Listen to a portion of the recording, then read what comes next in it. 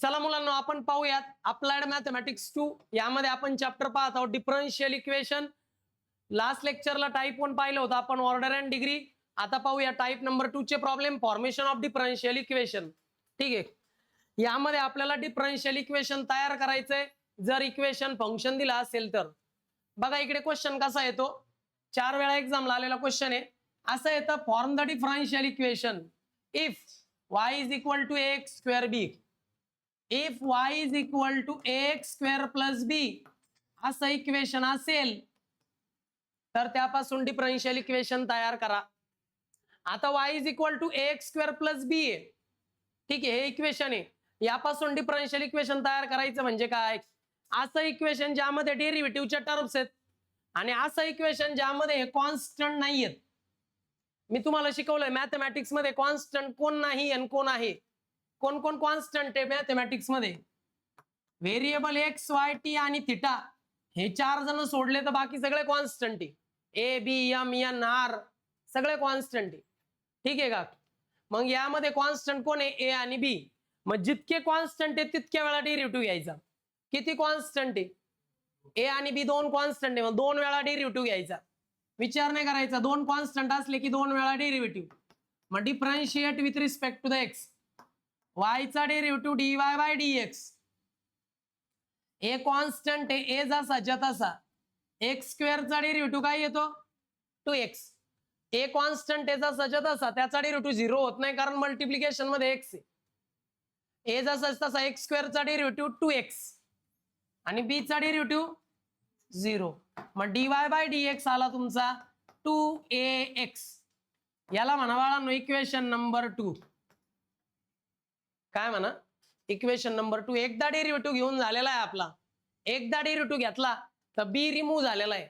अजून एकदा डेरिव्हेटिव्ह घेतला तर ए रिमूव्ह झालाच पाहिजे. आला तिथपर्यंत.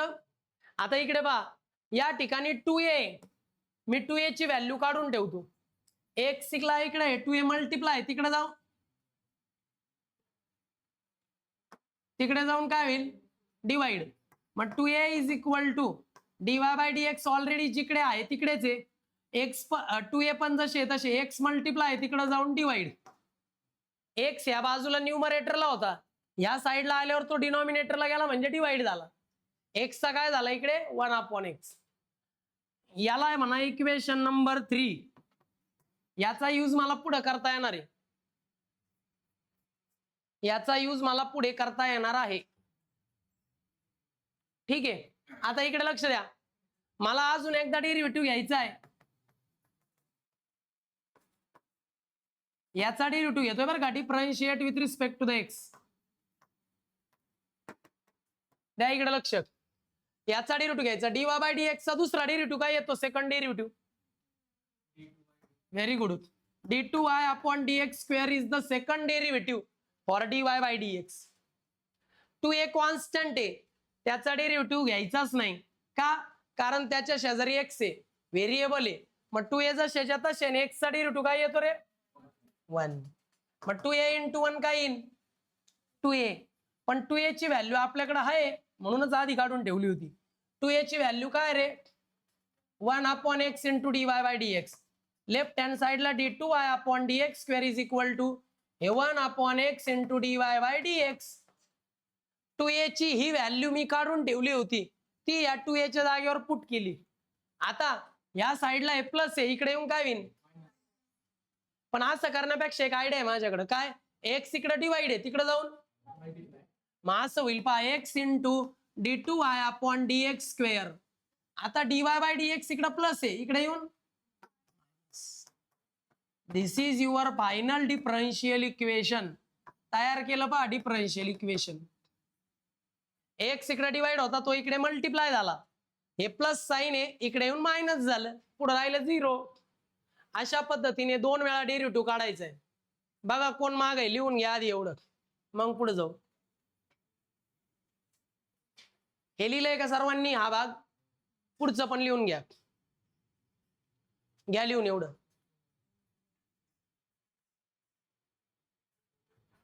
चला झाला असेल लिहून, लिहिलं. Here is the next problem. 8 वेळा एक्झामला आलेला आहे. टू मच इम्पॉर्टंट प्रॉब्लेम, खूपच महत्वाचा प्रॉब्लेम आहे. y is equal to a into cos of 3t plus b into sine of 3t. याला म्हणा इक्वेशन नंबर 1. मी y चं इक्वेशन ऍज इट इज लिहिलेलं आहे. ठीक आहे, चला डिफरन्शिएशन घेऊ. मग differentiate with respect to the x.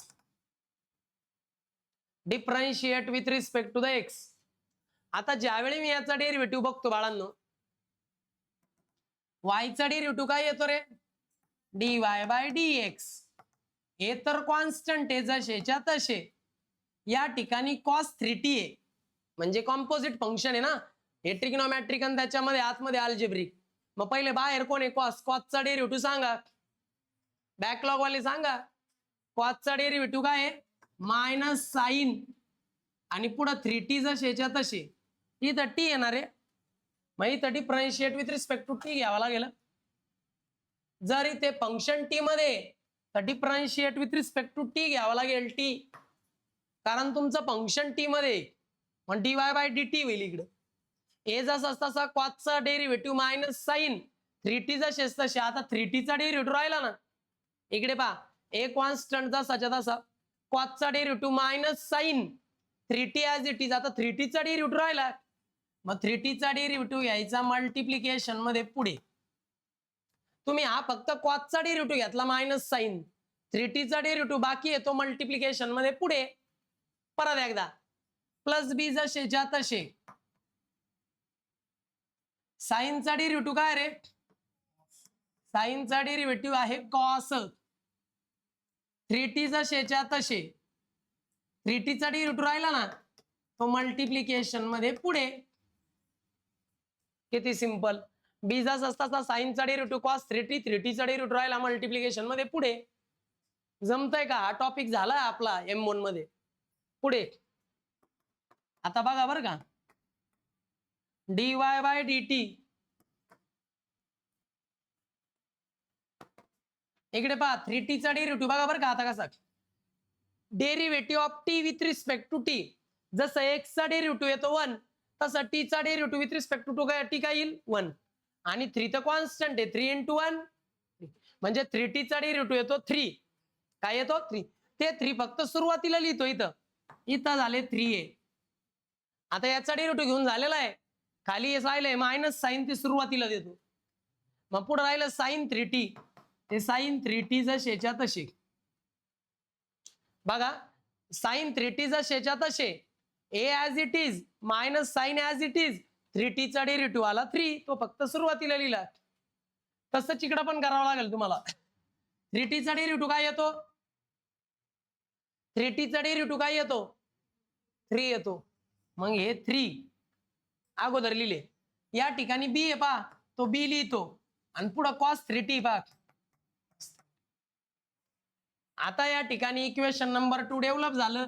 एकदा डेरिव्हेटिव्ह काढला, एकदा डेरिव्हेटिव्ह केला, पण ए आणि बी रिमूव्ह झालेला नाहीये. अगोदर हा एकदा डेरिव्हेटिव्ह लिहून घ्या बाळांनो. एकदा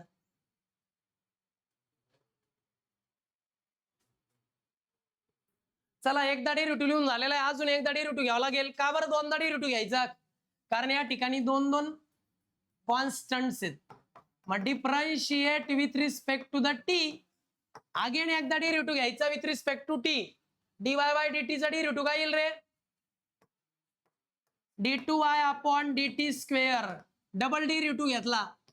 इकडे लक्ष द्या, minus 3a as it is.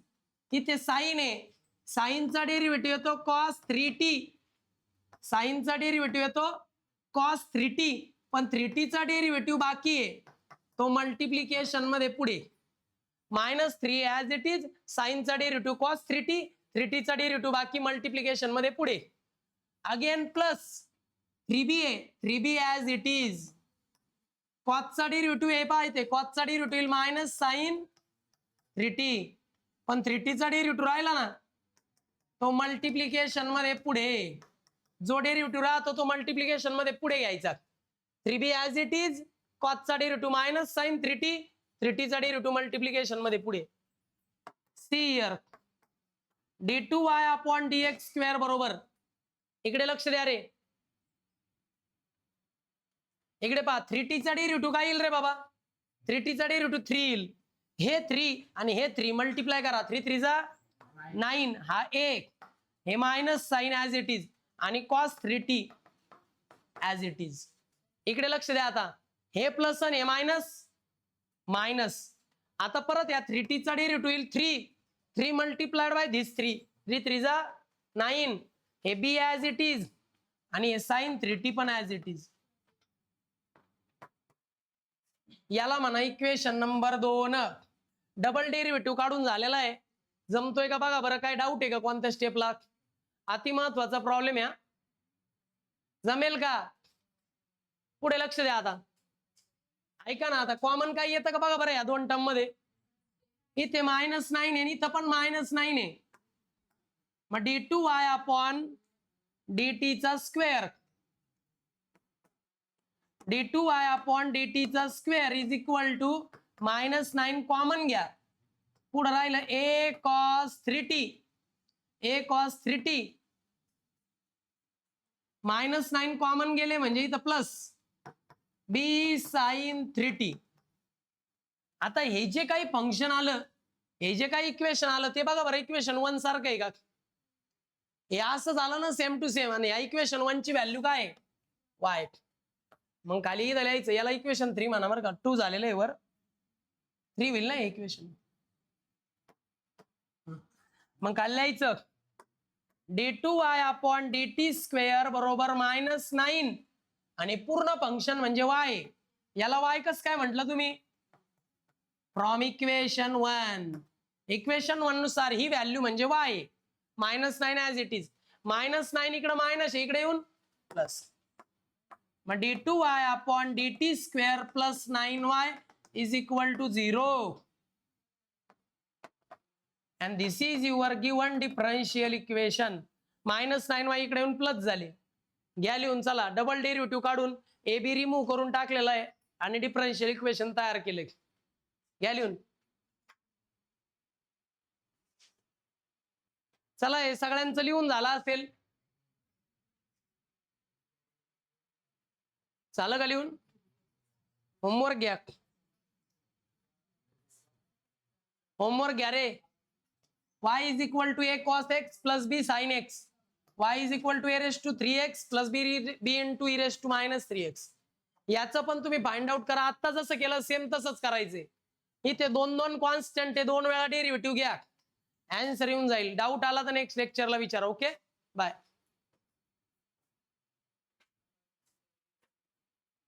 चालेल